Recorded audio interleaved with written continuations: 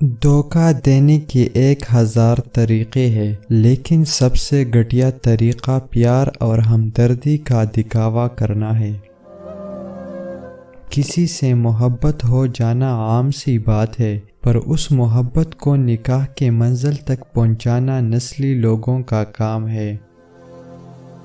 جو لوگ آپ کی باتوں، آپ کے جذباتوں کو نہیں سمجھتے تو انہیں ان کے حال پر چھوڑ دے، پھر انہیں وقت سمجھائے گا اور بہت اچھے سے سمجھائے گا۔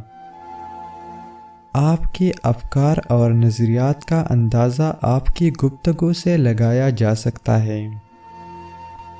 ہمیں ہماری امیدیں اور محبتیں کبھی کبھی اتنی تکلیف دیتی ہے کہ آنکھوں میں آنسو تو نہیں آتی، مگر محسوس کچھ یوں ہوتا ہے کہ اندر ہی اندر کچھ مر گیا ہو، جیسے اتنی تکلیف آنسو بہا کر نہیں ہوتی جتنا ان آنسوں کو اپنے اندر ہی دبا کر خاموش ہو جانے سے ہوتی ہے۔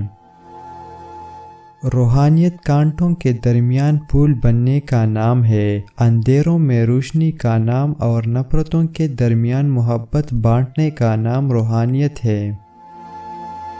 اگر دنیا میں عورت نہ ہوتی تو آرٹ بے رنگ، شاعری بے کیف اور ادب پھیکا ہوتا۔ جیت کی عادت اچھی ہوتی ہے، لیکن کچھ رشتوں میں ہار جانا ہی بہتر ہوتا ہے۔ لوگوں کی ان کی چھوٹی چھوٹی خوشیوں میں خوش دیکھ کر مزید خوشیوں کی دعا دینا ہی انسانیت ہے۔ میں نے دیکھا ہے دل دکھنے سے چہرے کی رنگت خود ہی بدل جاتی ہے۔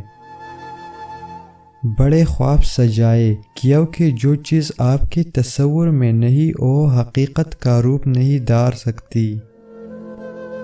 اگر تم چاہتے ہو کہ جس سے تم محبت کرتے ہو وہ بھی تم سے محبت کرے، تو صرف محبت کا مطالبہ مت کرو، بلکہ خود بھی اس سے پیار کرو۔